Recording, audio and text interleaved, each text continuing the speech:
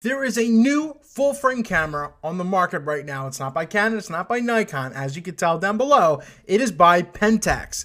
And this is a very historical time for Pentax.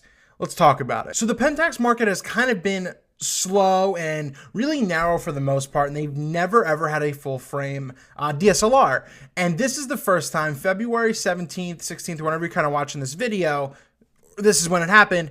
Pentax released their first full frame DSLR called the K-1. And this is big, as I said, because there were a lot of Pentax users out there wanting something full frame, but they've already invested in a lot of the crop bodies and the crop lenses. But with this new full frame camera, it also brought out 12 more full frame lenses as well for Pentax natively, along with the 15 to 30 2.8 that they're saying is going to be really great, and the 28 to 105 3.5 to 5.6 float. But let's talk about this Pentax K-1.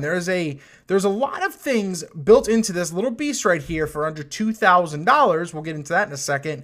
But it's also making some big claims. Features not found. I know this is an article on Petapixel, but you know, features not found in other full frame DSLRs and everything. And this is the next revolutionary thing.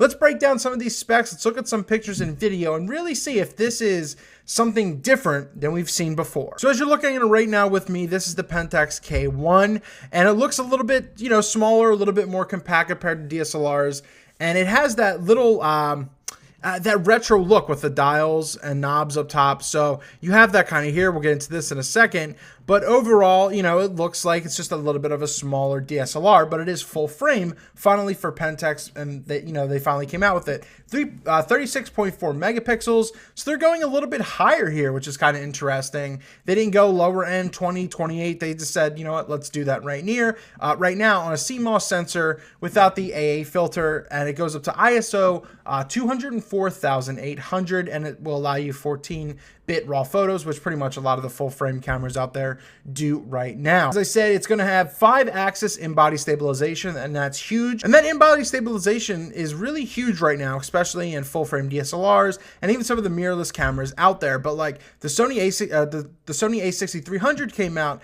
a lot of people wanted that, and so did I, because I'm getting that camera, wanted in-body stabilization, and it didn't happen. So that's a huge perk for this thing, especially, you know, Nikon's been not messing around with a lot of that stuff as well. Some of the biggest things they're saying is that it has 87 points of weather sealing.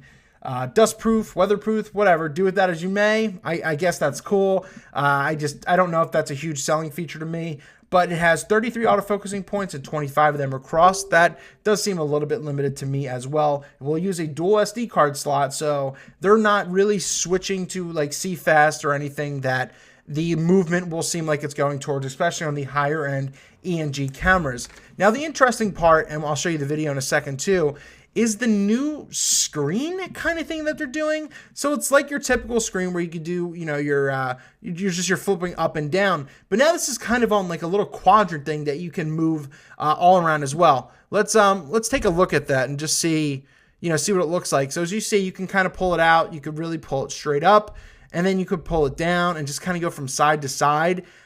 I don't get it. When I first heard about it, I'm like, oh, cool. It does the articulation out on the side.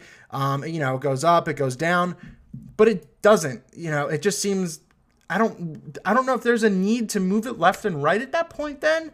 So yeah, I don't know. I don't get that feature. Maybe someone can tell me if that's really a thing you care about in regards to that. 3.2 touchscreen, like 2 million dots on that as well. Another interesting point around the whole camera, you'll see these little dots and everything that are essentially small little white LED lights. So that way you don't need to be looking like at the viewfinder up here or anything to try and change settings.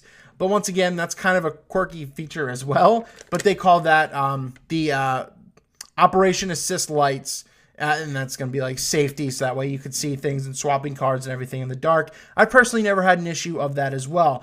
It does say it does have a crop mode, so if you have your Pentax lenses that are all crop and you don't get any of these full frame lenses yet, you will be able to adapt your crop lenses to the K-1, and then you can, you know, use them in a crop mode, and that way that you're invested, you're fine. But you probably will want to invest in full frame lenses if you're getting a full frame camera. And then the video options and the frames per second. 4.4 frames per second in 2016. I don't know. 1080p at 30 frames a second. 1080p at 60 frames a second is kind of becoming standard now. So I don't know. I mentioned the lenses. This is going to be $2,000, $1,800. On April 2016 is when this is coming out. I don't see any. I get it. If it's cool that Pentax is finally doing something for its limited consumer base or professionals out there that have been invested in Pentax and have been wanting something more, some kind of an upgrade they haven't gotten in any other time. But the claim that it offers innovations not available on any other DSLR is bullshit. I mean, there really isn't much there. It has high megapixels. It has some awkward tilty screen that you're not really getting full articulation in, and they're saying that the 87 weather sealing points is fine. I do love that it has 5-axis in-body stabilization. That seems like it's kind of becoming a standard. But besides that, the autofocusing points 25 cross aren't that strong at all. I mean, I don't know. There is nothing innovative that sticks out to me. Those LED lights, I guess it looks cool, but if you're in a dark environment, I hope you can turn that off because that might get a little annoying if they're always on. The video, I don't need 4K necessarily, but don't limit this to 30 frames a second at 1080p. I get that this is probably more of a stills thing, but if it's more of a stills thing, it'd have more than like 4 frames per second. So this is not for everyone. This is $1,800 for the Pentax users out there right now who wanted something more. This obviously does not appeal to me, and it won't appeal to most of the market, but this is just a little step above and at least more of an upgrade that Pentax users who are very invested in their crop system can get into, and especially with their, 12 new lines of FX lenses, and one of them being probably going to be good, the 15-30 2.8. But it being that, no other features found in full frame DSLRs, I'm squashed on that. That's absolutely not true. But maybe that's just me. I think it's exciting if you're a Pentax user. This is directly what it's for.